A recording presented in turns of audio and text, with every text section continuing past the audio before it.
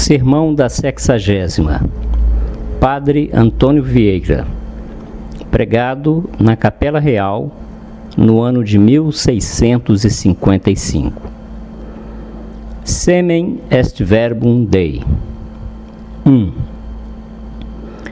E se quisesse Deus que este tão ilustre e tão numeroso auditório saísse hoje tão desenganado da pregação como vem enganado com o pregador? Ouçamos o Evangelho e ouçamo-lo todo, que todo é do caso que me levou e trouxe de tão longe. Diz Cristo que saiu o pregador evangélico a semear a palavra divina. Bem parece este texto dos livros de Deus. Não só faz menção do semear, mas também faz caso do sair.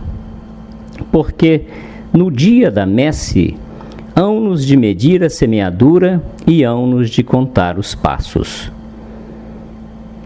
O mundo, aos que lavrais com ele, nem vos satisfaz o que despendeis, nem vos paga o que andais. Deus não é assim. Para quem lavra com Deus, até o sair é semear, porque também das passadas colhe fruto. Entre os semeadores do Evangelho, há uns que saem a semear, há outros que semeiam sem sair. Os que saem a semear são os que vão pregar à Índia, à China, ao Japão. Os que semeiam sem sair são os que se contentam com pregar na pátria. Todos terão sua razão, mas tudo tem sua conta. Aos que têm a seara em casa, pagar-lhes-ão a semeadura. Aos que vão buscar a seara tão longe, hão-lhes de medir a semeadura e hão-lhes de contar os passos. Ah, dia do juízo! Ah, pregadores! Os de cá achar-vos-eis com mais passo, os de lá com mais passos. Mas daqui mesmo vejo que notais e me notais, que diz Cristo que o semeador do Evangelho saiu, porém não diz que tornou, porque os pregadores evangélicos, os homens que professam pregar e propagar a fé, é bem que saiam, mas não é bem que tornem. Aqueles animais de Ezequiel que tiravam pelo carro triunfal da glória de Deus e significavam os pregadores do Evangelho, que propriedades tinham?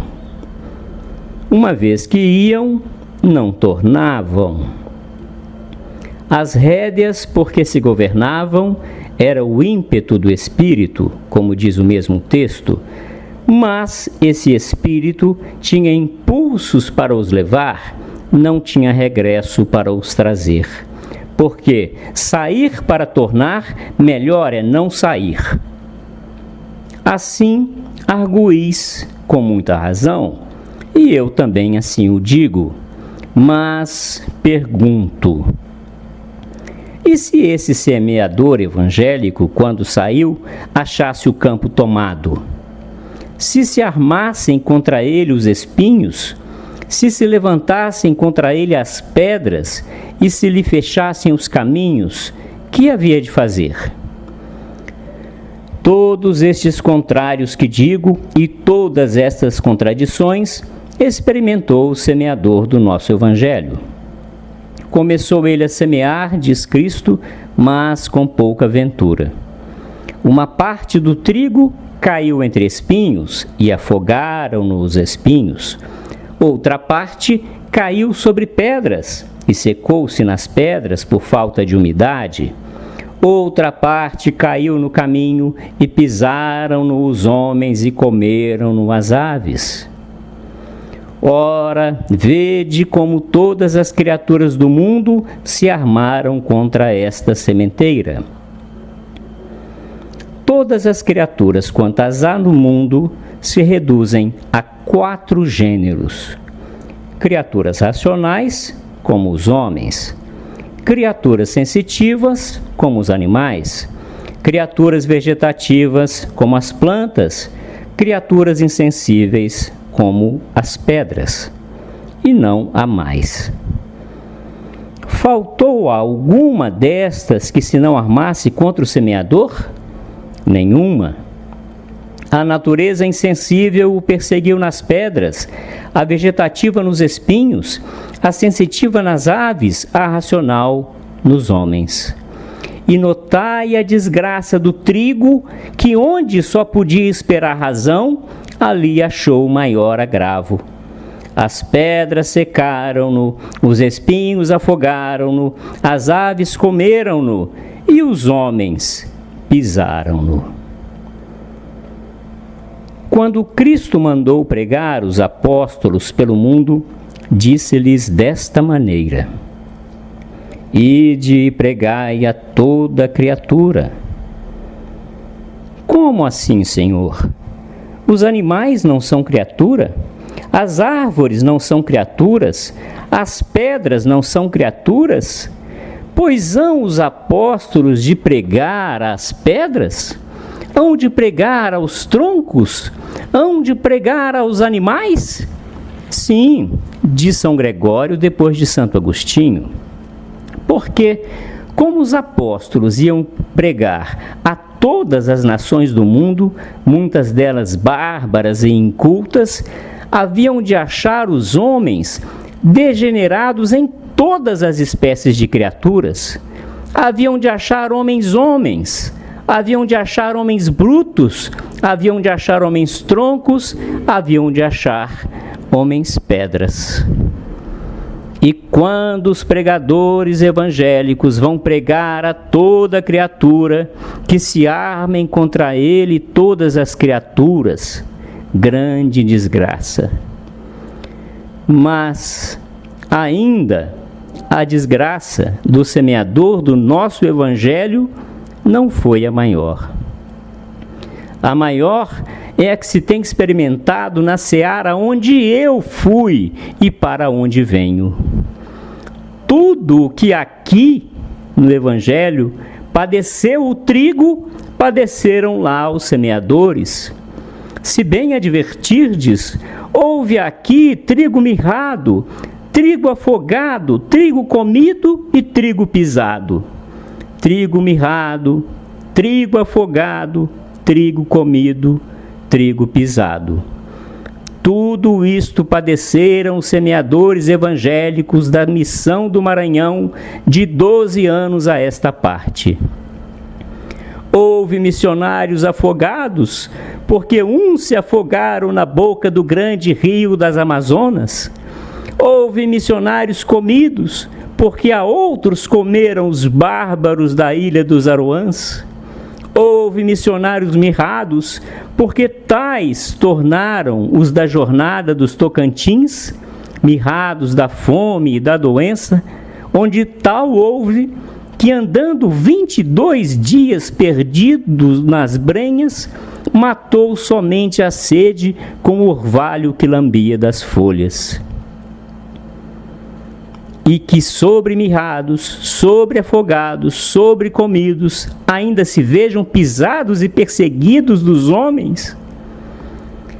Não me queixo, nem o digo, Senhor, pelos semeadores. Só pela seara o digo, só pela seara o sinto.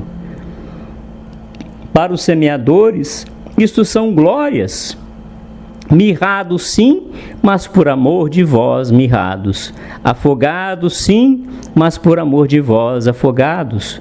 Comidos sim, mas por amor de vós comidos. Pisados e perseguidos sim, mas por amor de vós perseguidos e pisados. Agora torna a minha pergunta. E que faria neste caso, ou que devia fazer o semeador evangélico, vendo tão mal logrados seus primeiros trabalhos? Deixaria a lavoura? Desistiria da sementeira? Ficar-se-ia ocioso no campo só porque tinha lá ido? Parece que não.